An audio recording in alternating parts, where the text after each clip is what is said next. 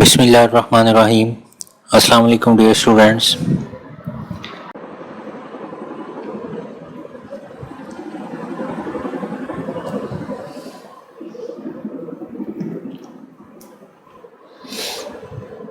जी students, हम optical disc को discuss कर रहे थे।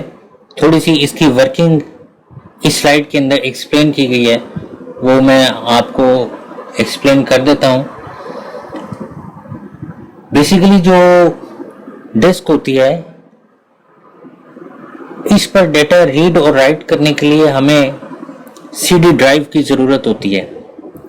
सीडी ड्राइव के अंदर आप अपनी इस सीडी को इंसर्ट करते हैं और जो सीडी ड्राइव का मैकेनिज्म है वो फिर उस सीडी से हमारा डेटा रीड या राइट करना शुरू कर देता है। अब वो डेटा रीड या राइट किस तरह से करता है, इसका अगर इंटरनल मैकेनिज्म देखें तो इसमें ये देखें, ये लेजर डायोड है जिसमें कि लेजर लाइट निकलती है और फिर इसके आगे यहाँ पर ये क्या लगा हुआ है, ये एक प्रिज्म लगा हुआ है। प्रिज्म में से लाइट निकलती है, लेजर लाइट, और फिर आगे ये एक लेंस है। इस पिक्चर में ये थोड़ा सा आपको जूम करके दिखाया गया कि ये लेंस है और लेंस में से लाइट, लेजर लाइट निकलती है और फिर ये जो सरफेस है ये सीडी का सरफेस है। ये जो आपको सरफेस नजर आ रहा है येलो कलर का, ये इस सीडी का सरफेस है। तो वो कहता है कि लेजर लाइट जब इसके सरफेस को टच करती है तो सरफेस पे उसको दो चीजें मिल सकती हैं। वो दो चीजें क्या मिल सकती हैं? एक तो ये कि वहां पर इस तरह का एक छोटा सा होल हो सकता है। इस होल को पिट का नाम दिया जाता है, PIT, पिट। तो कहते हैं कि इस पिट में जब लेजर लाइट निकलती है तो वो यहां से स्प्रेड, इधर इस पोर्शन में स्प्रेड आउट हो जाती है, यहां से दोबारा रिफ्लेक्ट नहीं होती। जबकि लेजर लाइट जब इस स्मूथ पोर्शन पर पड़ती है तो ये जो स्मूथ पोर्शन है इसको लैंड का नाम दिया जाता है, और जब लैंड वाले पोर्शन को लेजर लाइट टच करती है तो टच करने के बाद अगर आप यहाँ पर देखें तो ये यहाँ से दोबारा रिफ्लेक्ट होती है, और रिफ्लेक्ट होने के बाद लेंस में से गुजरने के बाद जब वो प्रिज्म पे दोबारा जाती है तो प्रिज्म से वो लाइट डाइवर्ट होती है और ये जो लाइट सेंसिंग डायोड है ये यहाँ पर चली जाती है।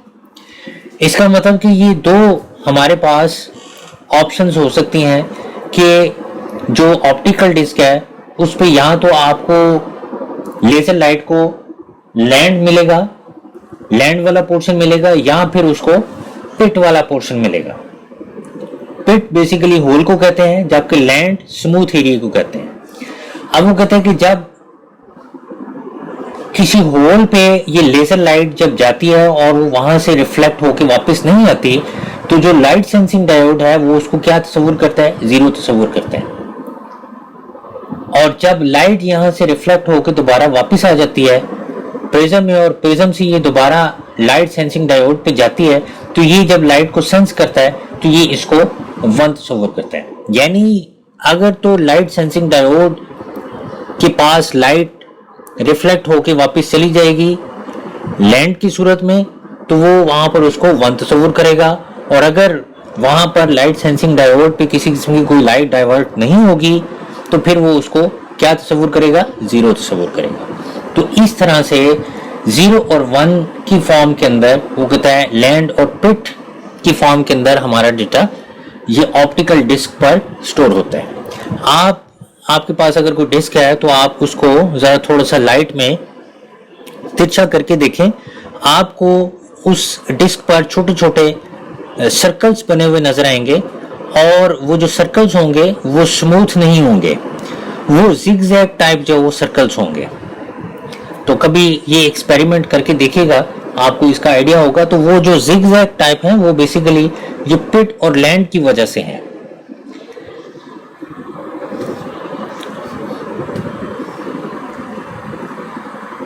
सो कहते हैं कि जो ऑप्टिकल डिस्क है ये कॉमनली हमारा डेटा जो है एक सिंगल ट्रैक के अंदर जो वो स्टोर करती है, और ये ट्रैक जो वो स्पाइरल शेप के अंदर होता है। वो कहता है ये स्पाइरल शेप के अंदर जो हमारा ट्रैक चलता है, और ये स्पाइरल लाइक ये देखें यहाँ पर ये एक कॉर्नर से जो चलना शुरू हुआ है, तो ये जो इतना पोर्शन है ये इसका वन ट्रैक है। उसके बाद फिर ये वाला जो पोर्शन है ये इतना सेकंड ट्रैक है, और फिर आगे ये थर्ड ट्रैक जो शुरू हो जाता है। तो इस तरह से वो कहता है कि जो डिस्क ऑप्टिकल डिस्क होती है वो एक सिंगल ट्रैक की फॉर्म के अंदर जो हमारा डेटा स्टोर करती है, और ये स्पाइरल शेप के अंदर जो ट्रैक बनाया जाता है। तो वो कहता है track is divided into evenly sized sectors. Even size के जो सेक्टर्स हैं उनमें इस ट्रैक को डिवाइड कर दिया जाता है। वो जो 20 भी हो सकते हैं, वो 50 भी हो सकते हैं, यानी वो इवन नंबर ऑफ सेक्टर्स बनाए जाते हैं, और नंबर ऑफ सेक्टर्स नहीं बनाए जाते इसमें। फिर उसके बाद वो कहता है ऑप्टिकल डिस्क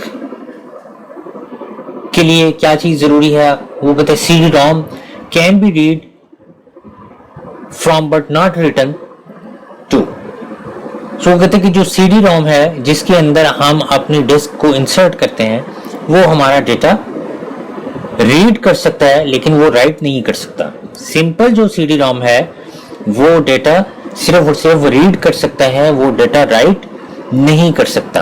वो उसकी अंदर डेटा को राइट करने की, यानी CD ROM अगर हमारे कंप्यूटर में लगा हुआ है तो वो सिर्फ और सिर्फ CD को रीड करेगा, ना कि CD को राइट करेगा।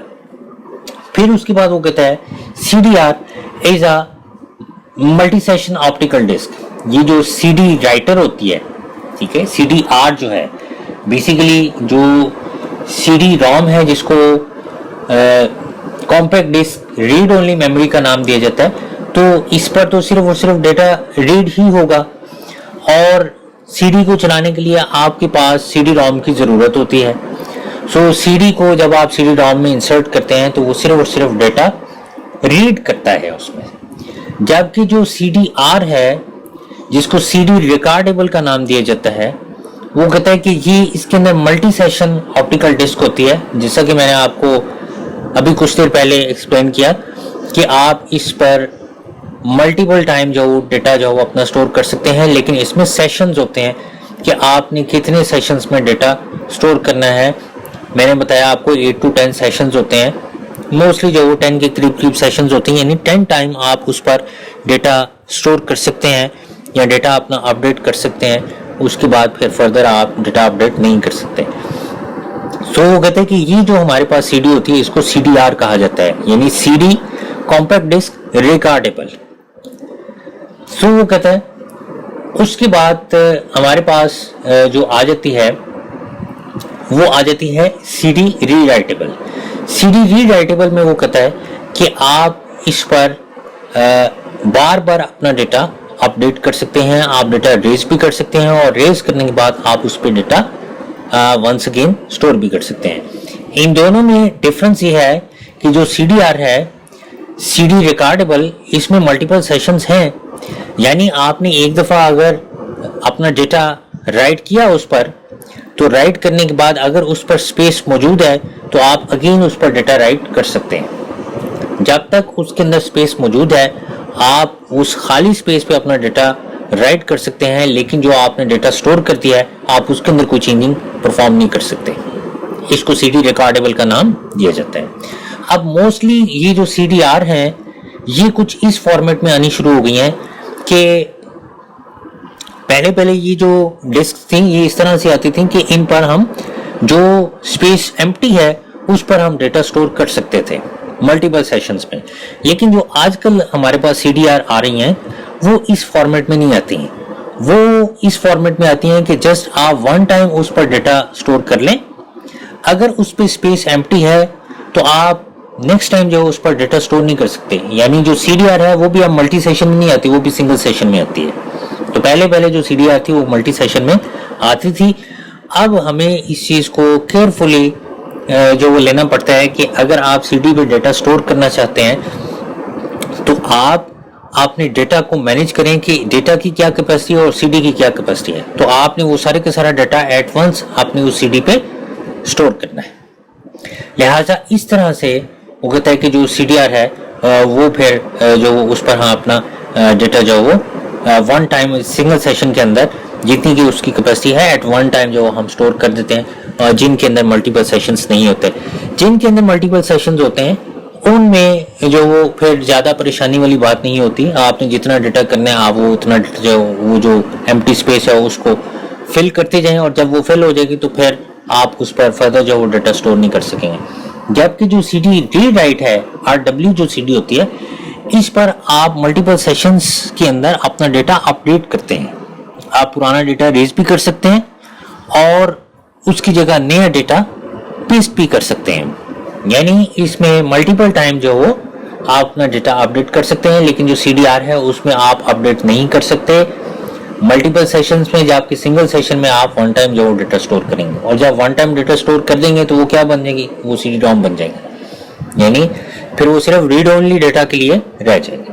तो हमें जो मार्केट में CDs अवेलेबल हैं वो बेसिकली ये CD-ROM ही है, compact disc read only memory ही है, जिन पर वन टाइम जो डेटा स्टोर कर दिया गया था और अब जो वो फर्दर जो उन पर डेटा स्टोर नहीं किया जा सकता।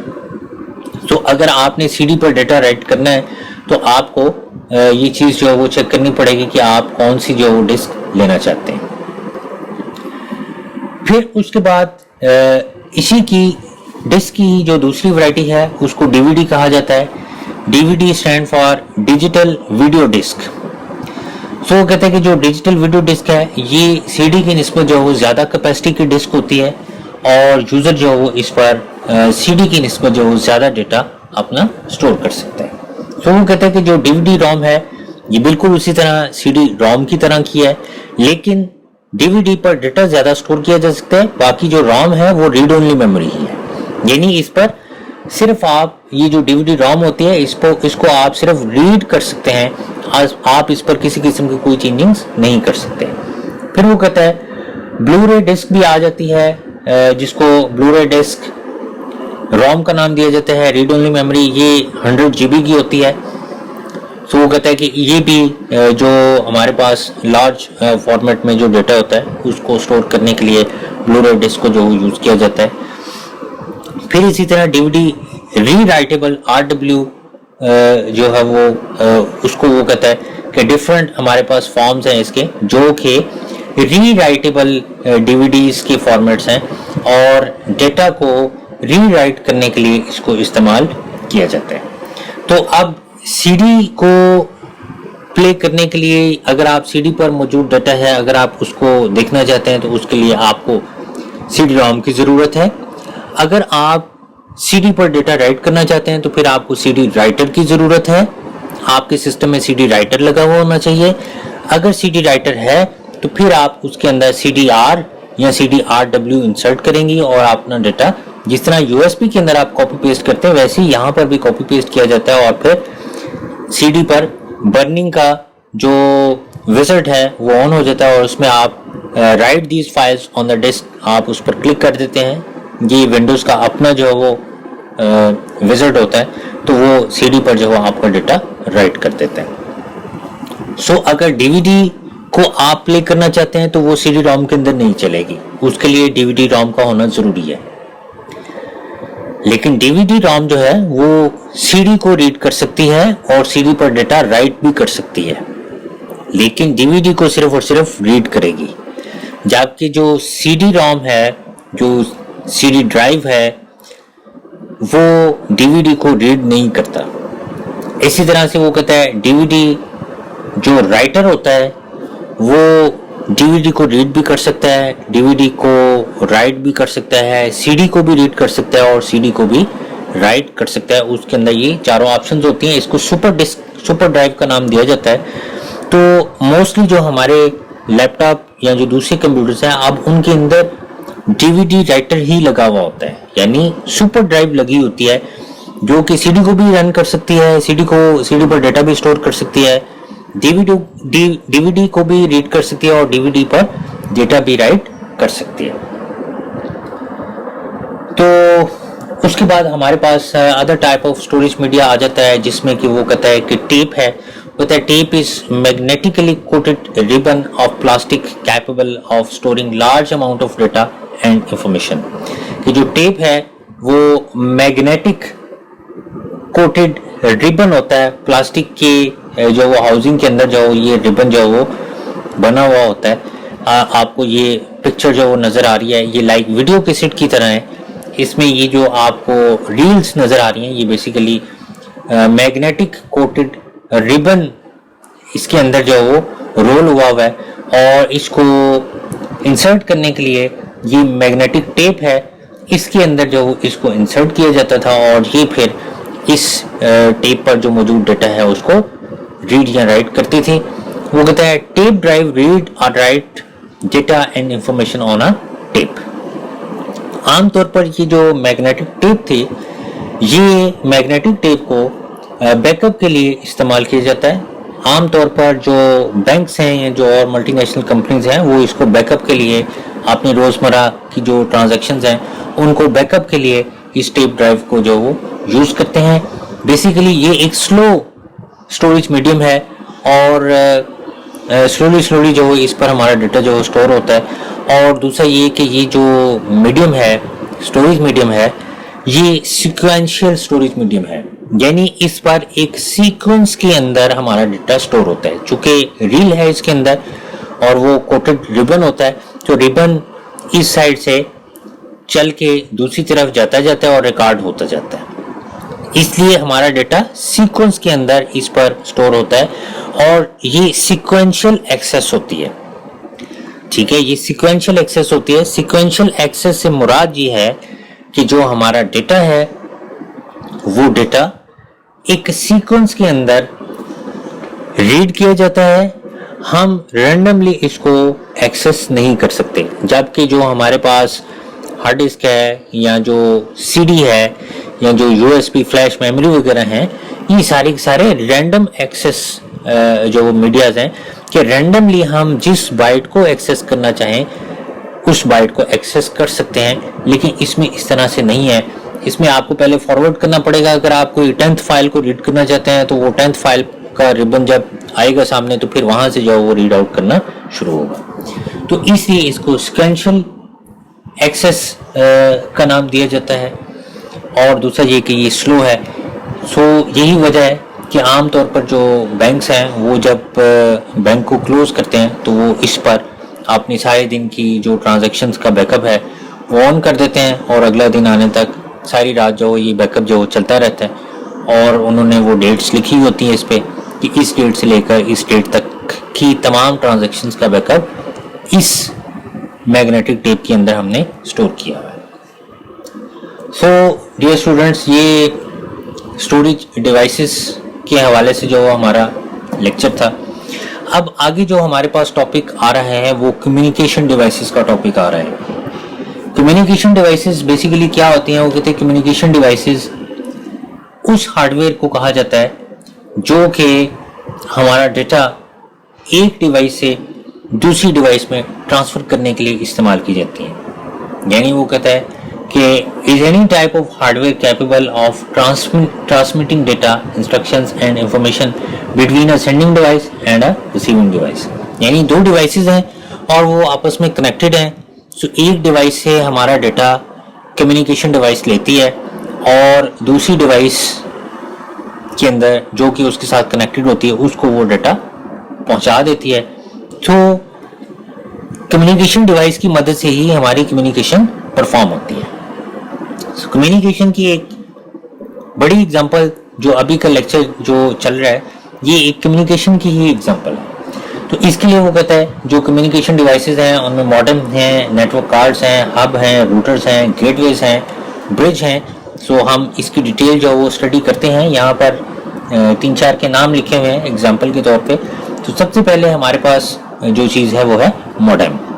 कि डायल-अप मॉडेम क्या होता है?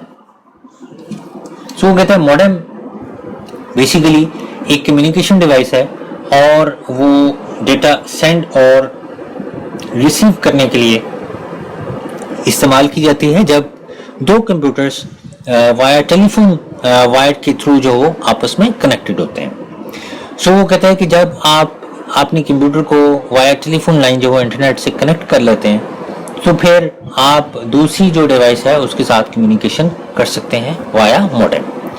यानी हम जब इंटरनेट के साथ कनेक्ट होते हैं तो हम वाया मॉडेम जो वो इंटरनेट के साथ कनेक्ट होते हैं। सो कहते हैं sending end receiving computer must have a modem. दो कंप्यूटर्स अगर अपना डेटा सेंड करना चाहते हैं या रिसीव करना चाहते हैं तो वो उन दोनों के दरमियान मॉडेम होना चाहिए, यानी इस कंप्यूटर में भी मॉडेम होना चाहिए और दूसरे कंप्यूटर में भी मॉडेम होना चाहिए। सो कहता है dial-up modem convert the digital signals to the analogue signal, कि ये जो डायल-अप मॉडेम था ये आजकल जो अवेलेबल नहीं है, आजकल तो डिजिटल मॉडेम्स आगे हुए हैं और मॉडेम्स की वैरायटी जो हमने आगे डिस्कस करनी है। तो ये जो मॉडेम था डायल-अप मॉडेम जिसको कहा जाता था, ये तकरीबन आज से 20 साल पहले इस्तेमाल होता था और ये जो हमारी स्टैंडर्ड टेलीफोन लाइन है उसको यूज़ करता था डेटा ट्रांसमिट करने के लिए। सो कहते हैं इसीलिए इसको डायल-अप मॉडेम का नाम दिया जाता था। जो मॉडेम था उसमें हम अपने कनेक्शन की इंफॉर्मेशन स्टोर करते थे और वो हमारे टेलीफोन पर एक नंबर जो वो डायल करता था और जब ये कनेक्ट होता था तो उतनी देर तक हमारा टेलीफोन लाइन जो वो बिजी रहती थी और जो इसकी स्पीड थी वो भी कोई इतनी अच्छी नहीं आती थी। वो the dial-up modem convert the digital signal to the analogue signal, कि जो मॉडेम था इसने क्या करना था, इसने कंप्यूटर से डिजिटल सिग्नल्स लेने थे और उनको एनालॉग सिग्नल्स के अंदर कन्वर्ट करना था।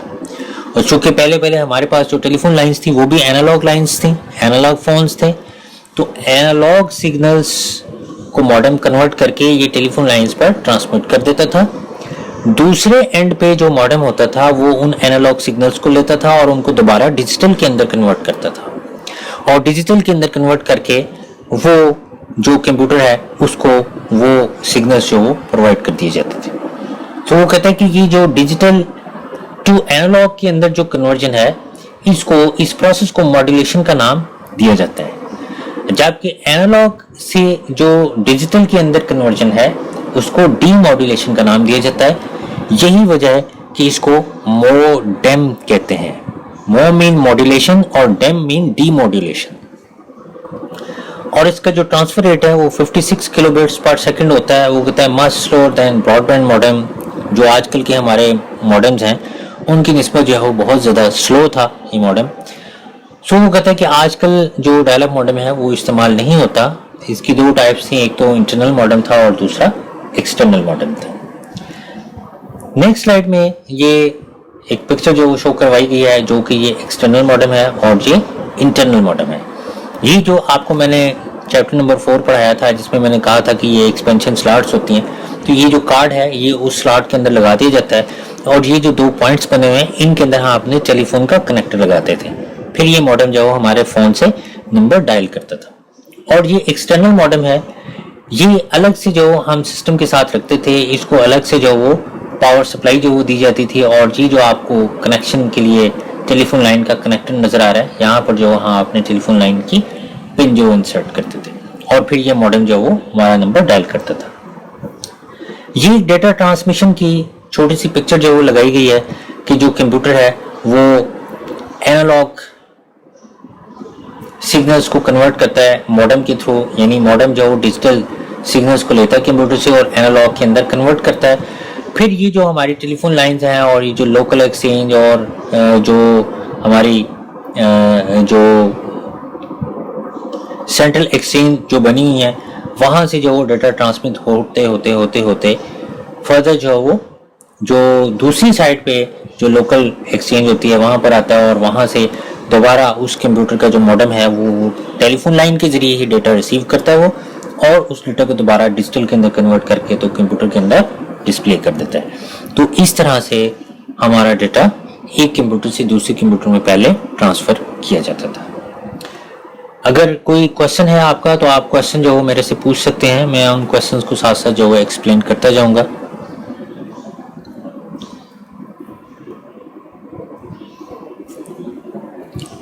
आगे हमारे पास नेक्स्ट स्लाइड पर कम्युनिकेशन डिवाइस की कुछ जो फर्दर जो टाइप्स दी हुई हैं। वो कहता है कि डिजिटल मॉडेम क्या होता है, वो कहता है digital modem send and receive the data and information to and from a digital line, कि डिजिटल लाइन को यूज़ करते हुए हमारा डेटा डिजिटल फॉर्म के अंदर ही जो सेंड कर दिया जाता है। इसमें इसको किसी किस्म की कोई कन्वर्जन की ज़रूरत नहीं होती।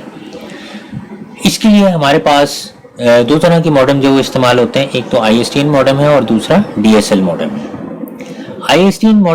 ISDN बेसिकली एब्रीविएशन है इंटीग्रेटेड सर्विस डिजिटल नेटवर्क। वो कहता है कि sends the digital data and information from a computer to an ISDN line. ISDN line basically ये लीज लाइंस होती थी जो कि यूजर परचेज करता था, और इन लाइंस पर सिर्फ और सिर्फ इसी यूजर का डेटा जो वो ट्रांसमिट किया जाता था जो यूजर परचेज करता था। और ये जो थोड़ा एक्सपेंसिव जो वो पैकेज होता था, और जो ISDN नेटवर्क था इसकी जो इंस्टॉलेशन है वो भी खासी डिफ़िकल्ट होती थी। यही वजह थी कि ये जो प्रोजेक्ट था ये प्रोजेक्ट फेल हो गया और लोगों ने जो इतना ज़्यादा इसको पसंद नहीं किया, इसकी स्पीड भी कोई इतनी ज़्यादा नहीं थी। फिर एक नया प्रोजेक्ट जो यहाँ पर लॉन्च किया गया जिसको DSL का नाम दिया जाता है, और ये बहुत ज़्यादा पॉपुलर हुआ। DSL वो कहता है डिजिटल सब्सक्राइबर लाइन का नाम इसको दिया गया है, और वो कहता है DSL मॉडेम बेसिकली क्या होता है, वो कहते हैं ये एक ब्रॉडबैंड मॉडेम है जो कि डिजिटल डेटा और इंफॉर्मेशन जो वो कंप्यूटर से जो वो सेंड करता है DSL लाइन पर, और DSL लाइन के थ्रू जो वो बाकी इंफॉर्मेशन जो वो रिसीव करता है। फिर उसके बाद हमारे पास केबल मॉडेम आ जाता है। वो कहते हैं केबल मॉडेम क्या होता है, वो कहता है is a broadband modem that send a digital data and information over the cable television network. कि जो केबल टीवी है या जो केबल मॉडेम है, केबल नेट का नाम आपने सुना होगा, केबल नेट के थ्रू आप की डिवाइस जो सिग्नल्स रिसीव करती है उसको केबल मॉडेम का नाम दिया जाता है। वो कहता है it provides a faster internet speed than dial-up modem, DSL modem and ISDN modem. लेकिन ये किसी एरिया के अंदर आपको ये जो मॉडेम है, ये जो नेट है केबल नेट, ये आपको मिलेगा। आपको सर्च आउट करना पड़ेगा कि आपके एरिया में केबल नेट अवेलेबल है कि नहीं है। ये बेसिकली प्राइवेट नेटवर्क है जो कि आपको इंटरनेट की सर्विस प्रोवाइड करता है, और वो कहता है कि वाया सेपरेट लाइन आपके घर तक ये लाइन जो वो लाई जाती है, और केबल मॉडेम की मदद से फिर जो आपकी डिवाइस है वो फर्दर जो वो इस प्राइवेट नेटवर्क से अपना डेटा एक्सेस करती है। इसमें थोड़ा सा सिक्योरिटी का इशू होता है। आपका डेटा जो पहले उस प्राइवेट नेटवर्क के जो सर्वर है वहाँ पर जाता है, और वहाँ से आगे जो फिर रिक्वेस्ट फॉरवर्ड की जाती है। आगे दो टर्मिनोलॉजीज लिखी गई हैं जो कि ISDN और DSL की मैंने आपको बताई हैं। सो वो कहता है कि ISDN stand for integrated service digital network और DSL stand for digital subscriber line. उसके बाद फिर हमारे पास वायरलेस मॉडेम आ जाता है। वायरलेस मॉडेम वो कहता है कि wireless modem uses a telephone line uses a cell phone network to connect the internet wirelessly from one node to computer, smartphone or other mobile device। जो वायरलेस मॉडेम है ये बगैर किसी वायर के हम इस्तेमाल करते हैं, और बहुत ज़्यादा कॉमन है। ये पिक्चर में अगर आप इस डायग्राम में देखें, वो कहता है wireless modem communicate with the wireless internet access provider. ये बेसिकली जो ईवो का नाम आपने सुना हुआ है कि जो वो वायरलेस मॉडेम है जो कि जिस कंपनी से आप ये परचेज करते हैं उस कंपनी के साथ आपकी इस डिवाइस को कनेक्ट करती है, और वायरलेसली हमारा डेटा जो है वो इंटरचेंज किया जाता है। इसकी और भी कई एग्जांपल्स हैं। जो हमारे मोबाइल फ़ोन्स हैं, आप जो हम सिम उसके अंदर इंसर्ट करते हैं, हम उस पर भी जो डाटा प्लान है उसको ऑन कर सकते हैं, तो वो जो कनेक्शन होगा वो भी वायरलेसली ही होगा। तो वो कहता है कि जो वायरलेस मॉडेम होता है वो बगैर किसी वायर के होता है। आप इसको जो अपने सिस्टम के साथ कनेक्ट करते हैं, तो ये मॉडेम जो है वो वायरलेसली, जिस तरह हमारे मोबाइल फ़ोन के अंदर जो सिम है वो वायरलेसली हमारे जो कंपनी प्रोवाइडर होता है उसके मेन सर्वर के साथ जो वो कनेक्ट होती है, और उसके वाया जो वो हमें तो तमाम के तमाम मैसेजेस जो वो मिलते हैं और हम सेंड करते हैं। सो इसी तरह से जो वायरलेस मॉडेम है वो वायरलेसली हमारा डेटा जो वो सेंड और रिसीव करती है, और इसमें किसी किस्म की कोई वायर इस्तेमाल नहीं होती। उसके बाद हमारे पास जो नेक्स्ट टॉपिक है वो नेटवर्क कार्ड का टॉपिक आ जाता है। नेटवर्क कार्ड का जो टॉपिक है वो हम होपफुली नेक्स्ट लेक्चर में जो डिस्कस कर लेंगे इसको कल वाले लेक्चर में, और फिर उसके बाद कम्युनिकेशन डिवाइसेस कल ओवरऑल जो वो ख़त्म हो जाएंगी और आगे जो हमारा नेक्स्ट टॉपिक होगा वो हम स्टार्ट कर लेंगे।